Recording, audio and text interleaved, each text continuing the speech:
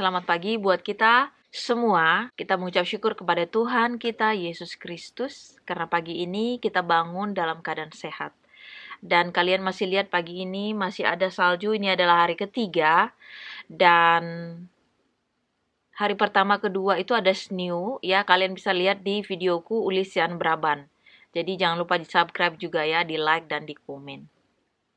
Pagi ini kita akan bahas tentang firman Tuhan dan kita sedikit mengulang video yang lalu bagaimana Yesus menyembuhkan hamba seorang perwira di Kapernaum. Kalau kita mau mengingat lagi, pada saat si perwira ini mencari Tuhan Yesus, dia bagaimana mendengar ya, pasti dia dengar desas-desus kalau Tuhan Yesus bisa menyembuhkan orang sakit. Dan pada saat bawahannya itu lumpuh, sakit, dia cepat-cepat pergi ke tempat di mana Yesus berada ya, di Kapernaum itu. Dia cari Tuhan Yesus. Kemudian dia bertemu, dia berbicara, Tuhan, bantulah atau sembuhkanlah bawahanku karena dia sakit lumpuh. Kemudian Tuhan bilang, iya aku akan datang nanti ke rumahmu menyembuhkan. Simpel aja ya, Tuhan bilang gitu ya. Tapi malah dia bilang gini, perintahkan saja katanya. Karena aku adalah seorang bawahan dan di bawahku adalah prajurit. Kalau aku menyuruh prajurit itu datang, dia pasti datang. Kalau aku menyuruh prajurit itu pergi, pasti dia pergi. Kalau aku menyuruh prajurit itu kerjakan yang ini, dia pasti kerjakan. Jadi perintahkan saja. Hebat sekali menurutku. Karena si perwira ini, dia langsung mengatakan secara imannya, dia bilang itu Yesus itu ya adalah komandannya, karena perintahkan aja aku. Bayangkan seorang perwira mengatakan itu kepada Tuhan Yesus. Dan kalau mau untuk secara publik ya yang mendengar itu, pasti orang bilang gini, masa dia seorang perwira mengatakan itu? Misalnya kan perwira itu pasti biasanya kan yang tukang perintah-perintah, contohnya gitulah. Tapi kok dia mau merelakan dirinya diperintah gitu loh. Tetapi disinilah Tuhan melihat, bahkan Tuhan bilang, kata Tuhan, aku belum pernah menemukan iman sebesar ini di bangsa Israel. Lagi-lagi Tuhan Yesus membawa nama bangsa Israel. Karena kalau kalian baca, bangsa Israel itu adalah bangsa pilihan. Simbolnya itu ibaratnya kayak mereka itu adalah anak kandung. Ya, di luar bahasa Israel itu kita ini kayak anak tiri, orang Indonesia gitu loh. Tetapi Tuhan sendiri ya, kalau mau dibaca ini yang kedua kali ya, kalau mungkin selanjutnya juga pasti akan ada lagi. Tapi Tuhan Yesus kembali lagi mengingatkan kita, dia bilang, aku belum pernah menemukan ini di bangsa Israel. Kenapa nggak dibilang di bangsa Mesir? Artinya bangsa Israel itu adalah bangsa pilihan, tetapi faktanya mereka jauh dari Tuhan. Jadi bagi kita, walaupun kita mau bangsa Indonesia, bangsa Belanda, bangsa Cina, bangsa Thailand, bangsa dan lain-lain lah ya, bangsa yang lain, kita berhak menjadi anaknya Tuhan ya. Jadi bukan harus kita orang Israel juga, tetapi kita ini adalah anaknya Tuhan, dibenarkan oleh Tuhan. Jadi siapa yang layak di kerajaan sorga? Dia yang mendengar firman Tuhan, yang membaca firman Tuhan, yang merenungkan firman Tuhan siang dan malam, dan melakukan. Jadi kalau kita bangsa Israel, tapi kita nggak melakukan, Tuhan bilang tidak layak. Makanya dibilang di video yang lalu itu kan ada di situ dibilang di ayat 12 yang lalu, sedangkan anak kerajaan itu akan dicampakkan ke dalam kegelapan yang paling gelap, di sanalah akan terdapat ratap dan gertak gigi. Jadi nggak apa-apa lah kita nggak usah bangsa Israel juga, nggak apa-apa. Yang penting kita anak Allah ya. Kita merenungkan firman Tuhan dan melakukan firman Tuhan. Kita sudah dibenarkan oleh Tuhan itu sendiri gitu ya. Dan kita lanjutkan sekarang. Ini sebenarnya sudah pernah aku bahas di video yang lalu, entah 2, entah 3 antara itu ya. Tetapi hanya sekilas.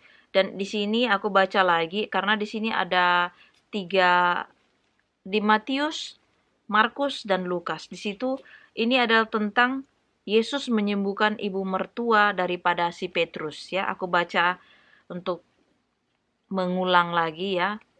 Yesus menyembuhkan ibu mertua Petrus dan orang-orang lain. Ini ayatnya di Matius 8 ayat 14 sampai 17. Setibanya di rumah Petrus, Yesus pun melihat ibu mertua Petrus terbaring karena sakit demam. Maka dipegangnya tangan perempuan itu, lalu lenyaplah demamnya. Ia pun bangunlah dan melayani dia. Menjelang malam, dibawalah kepada Yesus banyak orang yang kerasukan setan, dan dengan sepatah kata Yesus mengusir roh-roh itu dan menyembuhkan orang-orang yang menderita sakit. Hal itu terjadi supaya genaplah firman yang disampaikan oleh Nabi Yesaya, Dialah yang memikul kelemahan kita dan menanggung penyakit kita. Kemudian aku baca langsung di Markus 1 ayat 29 sampai 34. Yesus menyembuhkan ibu mertua Petrus dan orang-orang lain. Sekeluarnya dari rumah ibadat itu, Yesus dengan Yakobus dan Yohanes pergi ke rumah Simon dan Andreas. Ibu mertua Simon terbaring karena sakit demam. Mereka segera memberitahukan keadaannya kepada Yesus. Ia pergi ke tempat perempuan itu dan sambil memegang tangannya, ia membangunkan dia, lalu lenyaplah demamnya. Kemudian perempuan itu melayani mereka. Menjelang malam, sesudah matahari terbenam, dibawalah kepada Yesus semua orang yang menderita sakit dan yang kerasukan setan. Maka berkerumunlah seluruh penduduk kota itu di depan pintu. Ia menyembuhkan banyak orang yang menderita bermacam-macam penyakit dan mengusir banyak setan. Ia tidak memperbolehkan setan-setan itu berbicara sebab mereka mengenal Dia. Kemudian kita baca lagi Lukas 4 ayat 38 sampai 41. Yesus menyembuhkan ibu mertua Simon Petrus dan orang-orang lain. Kemudian ia meninggalkan rumah ibadat itu dan pergi ke rumah Simon. Adapun ibu mertua Simon demam keras dan mereka meminta kepada Yesus supaya menolong dia. Maka ia berdiri di sisi perempuan itu lalu menghardik demam itu, dan penyakit itu pun meninggalkan dia. Perempuan itu segera bangun dan melayani mereka. Ketika matahari terbenam, semua orang membawa kepadanya orang-orang sakitnya yang menderita bermacam-macam penyakit. Ia pun meletakkan tangannya atas mereka masing-masing dan menyembuhkan mereka. Dari banyak orang keluar juga setan-setan sambil berteriak, "Engkau adalah anak Allah." Lalu ia dengan keras melarang mereka dan tidak memperbolehkan mereka berbicara karena mereka tahu bahwa ia adalah Mesias. Jadi di sini di Matius, Markus dan Lukas ya menceritakan bagaimana Yesus menyembuhkan ibu mertua Simon. Jadi kalau mau kita bilang, Yesus sendiri katanya yang menanggung penderitaan kita ya. Kita udah tahu bagaimana nanti di ujung nanti cerita atau video ini, karena Tuhan Yesus pasti akan terakhirnya itu disalibkan untuk menebus dosa kita, untuk melayakkan kita supaya kita kembali kepada kesucian itu ya, kembali kepada kebaikan. Makanya dibilang, sucikan aku seperti salju gitu. Jadi kita yang dosa kita yang merah semerah kirmizi ya, pokoknya sanggin merahnya dosa kita itu ditebus sama Tuhan di kayu salib. Jadi kita itu disucikan lagi, dimurnikan sama Tuhan karena darahnya yang tertumpah ya. Kalau mau kita membayangkan bagaimana Tuhan menderita itu, memang benar-benar pasti meneteskan air mata. Ya ibaratnya merimain, kita flashback lagi gitu, bagaimana dosa-dosa kita waktu yang lalu ya. Jadi kita pasti akan menangis kalau kita kita hidupi firman ini. Tapi kalau kita nggak menghidupinya, kita itu merasa kayaknya nggak apa-apalah, nggak apa-apa kok. Cuman gitu aja kok, masih ada lebih jahat lagi daripada aku, pasti kayak gitu ya.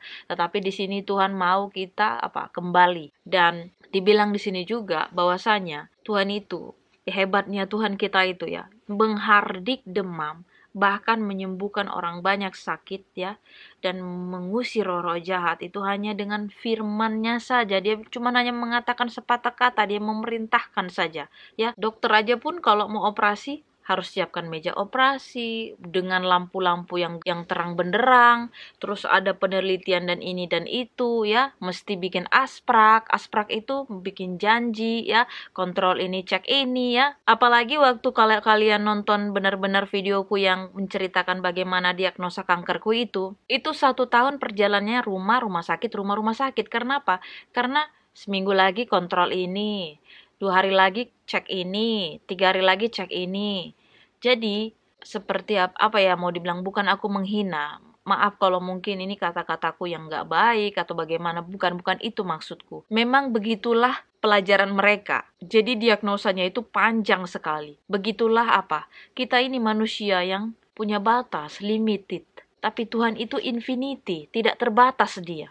Makanya mau sakit kanker kek, mau sakit batuk-batuk kek yang panjang, atau mau sakit udah TBC lah, udah parah lah, kankernya parah juga, atau diabetes parah. Kalau kau benar-benar, atau kalau kita datang sama Tuhan Yesus, kita rendahkan diri kita ya, kalau ini benar-benar, dan memang dia yang punya kehendak ya, kembali lagi aku bilang dia yang punya kehendak. Kalau memang udah seperti aku bilang, kalau udah memang waktunya kita nggak bisa nolak lagi. Dan satu hal aku bilang, kalau memang kita dekat-dekat dengan Tuhan, kita minta juga panjangkan umurku Tuhan.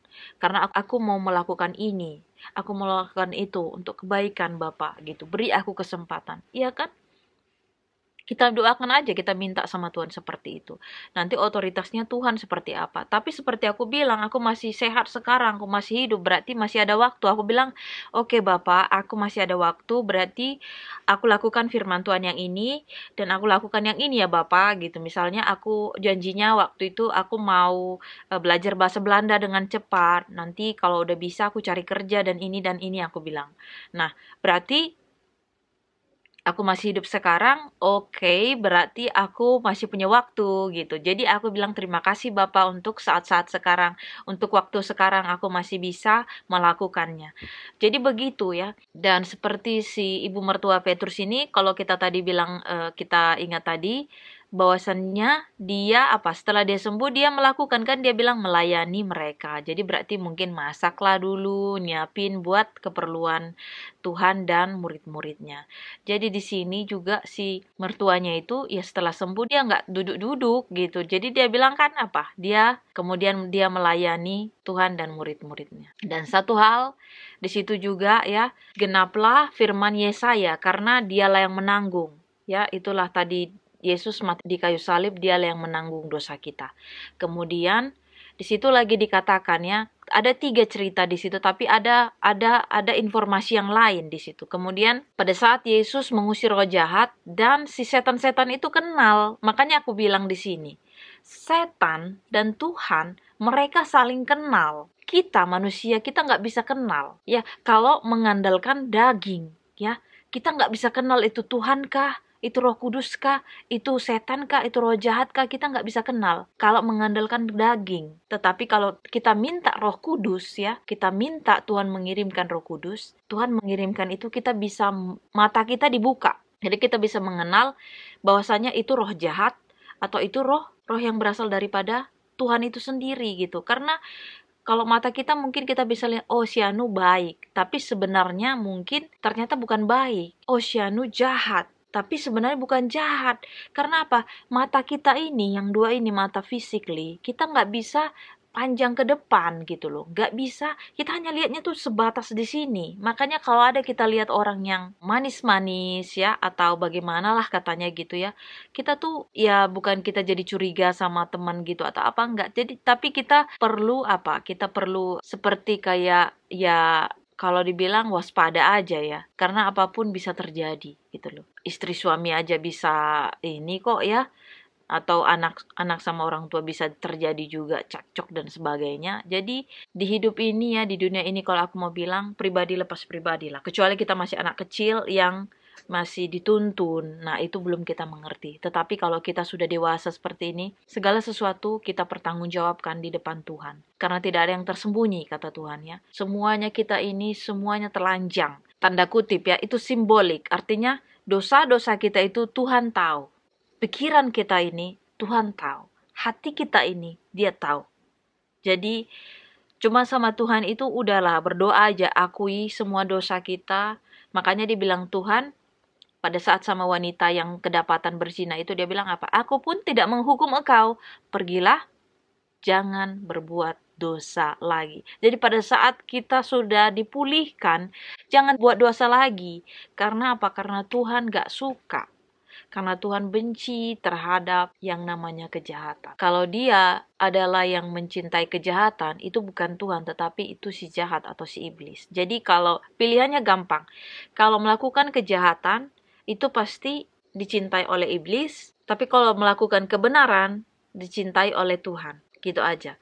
Kalau melakukan kejahatan, dibenci oleh Tuhan, dan melakukan kebenaran, dibenci oleh si setan. Ya, jadi simple. Jadi kalau kita melakukan yang baik, itu pasti Tuhan suka. Kalau kita melakukan yang baik, setan gak suka. Kalau kita melakukan yang jahat, Tuhan tidak suka. Tapi kalau kita melakukan yang jahat, setan suka. Itu aja sih simple ya. Jadi kalau kita mau disukai Tuhan, kita lakukan firman Tuhan. Dan satu hal juga, jangan kita mengandalkan mata kita ini, ya, mata kita yang physically ini. Jadi kita harus mengandalkan mata rohani. Karena mata rohani kita itu bisa melihat jauh ke depan. Jauh ke depan ya. Jadi inilah doa dan harapan kita, biarlah firman ini menjadi perenungan bagi kita. Dan kita berdoa. Terima kasih Bapa di sorga untuk firman-Mu yang begitu indah, menyembuhkan, menyehatkan, bahkan memberikan kami pengertian bagaimana kami supaya bersikap Bapa, supaya kami mengenal akan Engkau. Tidak mau kami Bapa, kalau kami ini jauh daripadamu. Tapi Bapa, kadang-kadang memang kedagingan kami ini, kami sering jatuh. Ampuni kami Bapa, supaya kami dapat layak Bapa untuk dekat-dekat denganmu. Bapa, sepanjang hari ini, biarlah Engkau menyertai kami Bapa. Segala kesempatan hidup ini ya Bapa, sama seperti mertuanya si Simon. Setelah dia sembuh Bapa, dia melayani Engkau. Begitupun hidupku Bapa. Setelah Engkau menyembuhkan aku Bapa, aku mau melayani Engkau. Meskipun aku tidak sempurna Bapa. Banyak sekali dosa yang aku lakukan, tapi kiranya Bapa Engkau mau memaafkan aku. Menjauhkan aku Bapa dari hal-hal yang tidak baik. Biarlah Bapa aku sehat selalu dan sembuh Bapa. Biarlah aku juga bisa cepat untuk menguasai bahasa Belanda ini. Kemudian aku bisa dapat bekerja kembali. Bapa di surga, terima kasih Bapa. Berkati buat orang-orang yang menonton firman ini, supaya mereka juga merasakan berkat yang berlimpah Bapa dari Engkau Bapa. Engkau adalah Raja di atas segala raja, Tuhan di atas segala Tuhan. Kami orang lemah ya Bapa. Tanpamu kami banyak sekali melakukan kesalahan. Tanpamu kami banyak sekali melakukan dosa-dosa Bapa. Engkau layakkan kami Bapa. Engkau mengirim anakmu yang tunggal mati di kayu salib sehingga kami bisa layak Bapa. Terima kasih Bapa di surga. Sempurnakan doa anakmu ini Bapa. Di dalam nama Tuhan Yesus Juru Selamat kami. Amin. Terima kasih sudah mendengarkan firman ini, menonton video ini. Tuhan memberkati. Amin.